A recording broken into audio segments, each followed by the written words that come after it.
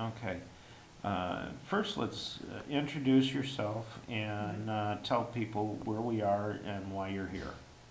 Uh, Hi, my name is Jack McCullough.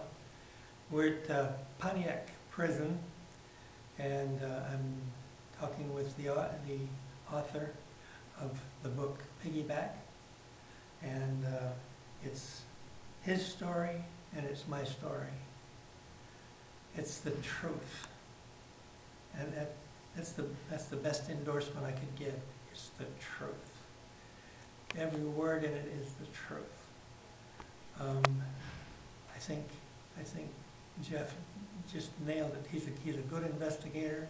He didn't take anything for face value. He checked, and I'm really happy with the results. It's going to have a big impact on my life. It's going to free me, and it's going to be viral. It's going to sell well. Let's talk. What were your impressions when you first read your copy of Piggyback? 7 hours and 15 minutes, and I couldn't put it down. Didn't want to put it down. I wanted to know every word, but there are no down spots in this book. You just keep going and going and going, and you won't be able to put it down, and it's. Let me ask you this: where do you think the book changed for you? Where do you think it became a pivotal moment for you in the book? What I needed most of all was the timeline, and you nailed it. You actually nailed it to within 5 minutes of when she was kidnapped, and the sequence up to that point was very important, because the prosecution was trying to say I had time to travel between Sycamore and Rockford. In the first place, I was on foot in Rockford because I took the train to Rockford from Chicago, and the timeline did not allow me to be anywhere other than Rockford, and I was with witnesses, credible witnesses, military men, and I made a collect phone call within minutes, probably 2 or 3 minutes of when the exact time was that she was kidnapped. I was 40 miles away. Beam me up, Scotty. I didn't do it. Well, let's go over the timeline in detail, a little back and forth here. First of all, what we're talking about is in the FBI records, they have times that are noted by the various witnesses to Maria Ridolph's kidnapping and murder. There are times that are written in there that tell exactly where Maria was at certain times. And they begin with, she was outside with her friend, Kathy Sigmund, 6:02. at 6:02. And the reason we know that is? Because Kathy's mother gave that time, and she's a very Precise. protective mother. Yeah. And so when Kathy asked her for permission to go outside, she noted the time. And then we have Maria's own mother saw her and Kathy in the front yard at 6:05. Okay. And then she was taking Maria's sister Kay to a music lesson, and she returned at 6:15. The two girls were alone on the corner. Yes. And at 6:30, Maria was seen by 3 neighbors as they were walking down the street, and still alive and alone. Nobody was with her and Kathy. And then sometime between 6:30 and 7 o'clock, 6:40. we're getting there. One of the other neighbors looked out the window and saw the 2 girls talking to a stranger. At 6:40, Maria went into the house, was seen by her brother, her father, and her mother as she was searching for a doll to show the stranger. Then Kathy went home to get her mittens at 6:55. Her mother noted that time because Kathy asked for permission to go back outside. And at 7 o'clock, approximately, two neighbors heard a girl scream.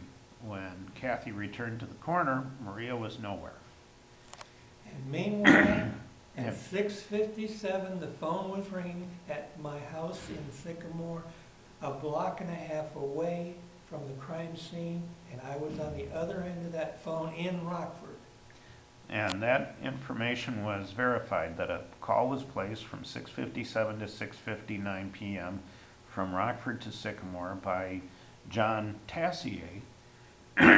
Excuse me, the operator misspelled the name, to Ralph Tessier at that phone number. And the phone number was verified, the location of the phone call was verified, all by the FBI. And they also spoke to her supervisor. Right, and they saw the logs. So we know that actually happened. And approximately 10 minutes later, a Major Leibowitz saw, It's Colonel. or Colonel, that's right, I'm sorry, Colonel Leibowitz had contact with Jack outside the library in Rockford. There's no way that that 42-mile trip could have been made in 10 minutes, in 2 minutes. Basically, it's about a 45-minute drive, any way you look at it. And all of this information was kept out of the trial on purpose by people who I am sure read the documents. And the reason I'm sure they read the documents is because certain documents were prevented individually from being in the trial because they pointed to someone else other than me. Yeah. So let's get back to the book for a minute. We've talked about the FBI timeline and how important that was to you. During the process that I was writing this book, we met 3 times on 3 different occasions. And I'd like to know, what was your impression on our first meeting? Oh, I was in your pocket already. I was so happy that someone was willing to do the work, and I knew you didn't know at that time what a big thing this was going to be. Yeah, the first time I interviewed you, I still believed you were guilty. At that point, because of some of the things that had come up in my conversations and the interviews with both the prosecution and defense, as well as the eyewitness, I had enough reasonable doubt that I couldn't have convicted you, but I still thought you were most likely the man who had kidnapped and murdered Maria. Right, because the prosecutor's always right. Or usually. So, our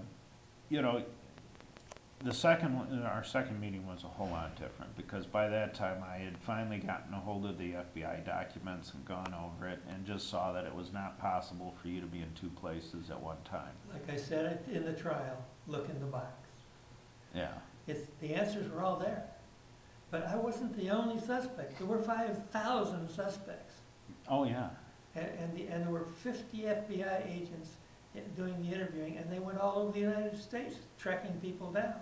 Right. And some people even confessed. Mm-hmm. It was a work of elimination. They had to eliminate who was lying and who was trying to be famous and who had guilty conscience. But they did a marvelous job. I didn't know at the time how marvelous a job they did.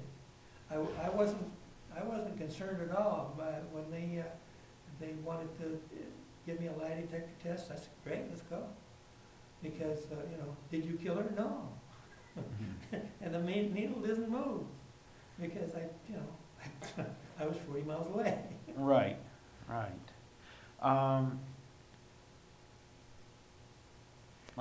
Let me ask you this.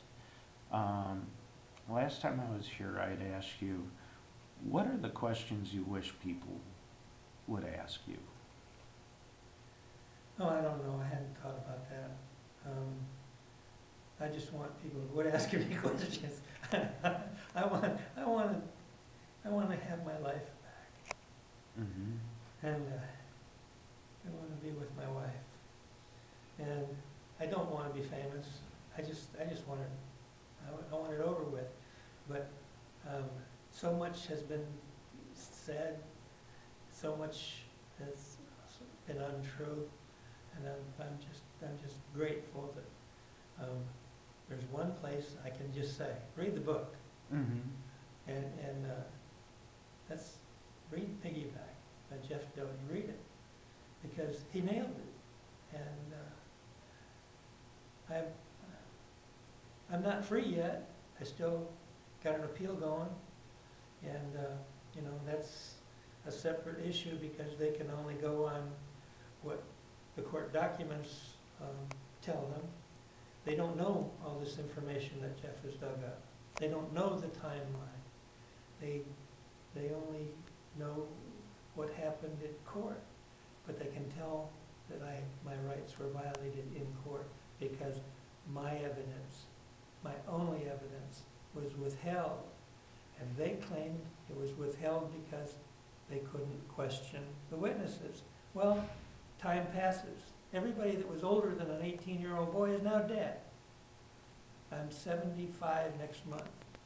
And anybody that was 10, 20 years older than me, they're gone. So there aren't any witnesses. But they did say it, they did make statements. They did tell the FBI in interviews what they saw, what they heard, what they knew. And that's still relevant. And even Illinois has laws that permit historical documents that are over 20 years old. Mine are over 50 years old. As a matter of fact, they're 57 years old right now. Let me ask you this. What would you like people to know about what it's like for you being here? I've had an exciting life. I've been in the military, and I've been a cop, and I've been. This is just another phase. I mean, it's kind of like the military. I mean, I have a regimen. I have, you know, put up with the community living, but this is no big deal for me. The only fear I have is being killed by my cellmate, and not saying the one that's with me now, but by any cellmate. And they might want to kill me just because I'm probably going to get out. Mm-hmm. They don't need a reason, and so yeah, I'm concerned until my appeal comes, until I can get out of here. But I'm not saying everybody's dangerous. There's some people here that don't belong here, just Mm-hmm. like me. They're fighting their fight, and some of the fights are starting to come up now, and there are going to be people released. There are people released often, and more, seems like more lately, maybe just because I'm more aware. But Illinois has done a bad job of putting people away. Illinois' attitude was it's about winning. It's not about winning, it's about justice. Ask the other side of the question. What if the person is telling the truth? What if they didn't do it? And they need to do that more, because winning is not it. That's the truth. What is your hope that people will learn from this? Well, if they put themselves in my position, this comes up many years after an incident in my neighborhood. What about an incident that happened in their neighborhood, in your neighborhood? Could you be blamed for it? And who were you with? Who can verify for you? And will you remember it 50 years later? I was very fortunate. Something dramatic was happening on the date that this happened. It was something traumatic for me in my life, I was joining the military. I was excited about joining the military. And even though I had things get in my way, I was excited about it. And that day was the same day that Maria was taken. And thank God the FBI checked me out. I didn't have to rely on friends. I didn't have to track people down. The FBI tracked everybody down for me. And they did a wonderful job. I thought at first they didn't do a good job because the questions they were asking me were telling me things that they didn't know. And I thought, well, you didn't even check to see where I was. I was in Chicago, getting inducted into the service on the 2nd, and on the 3rd I came back because I had to take another X-ray. I thought, well, they didn't check it, but they did check it. They not only checked it, they checked everyone I spoke to. They checked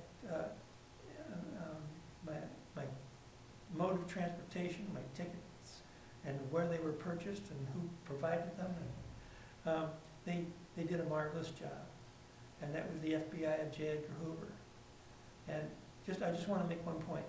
J. Edgar Hoover had to answer to the President of the United States daily on the progress of the FBI's actions in this investigation. This was national news. And J. Edgar Hoover wasn't the kind of person that wanted to kowtow to anybody. He was the keeper of the keys, and he had secrets on presidents, so they let him do pretty much whatever he wanted to. But now Eisenhower said, "You give me daily updates," and he did. Matter of fact, there are documents in the box that I keep pointing to. There are documents in the box that are signed by J. Edgar Hoover, his stamp. But it would just show that he had read that document. And I don't care who said there isn't. Look through the box; they're there. All right. Last question. Let's talk about when your appeal comes through.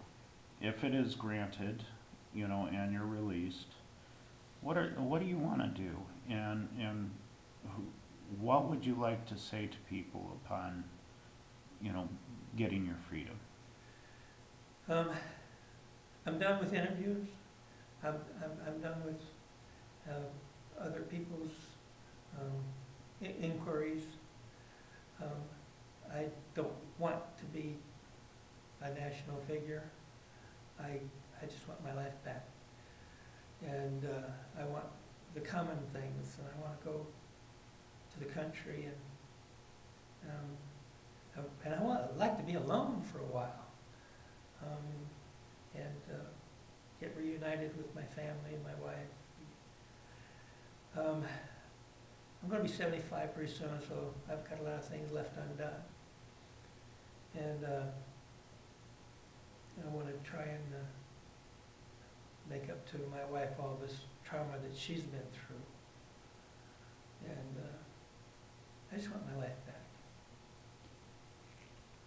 Any particular restaurant or anything that you, is there something you've been dying for that you're... I don't want to go to all of them. I'm going to give a plug for Olive Garden. Okay. and the Chinese restaurant that's nearby where you can get anything you want. Go back as often as you like. There are many small pleasures that I want to revisit, and one of them is Seattle coffee. Ah, there you go. Well, and they do have a Starbucks. You think so? Yeah. All right, thank you, Jack.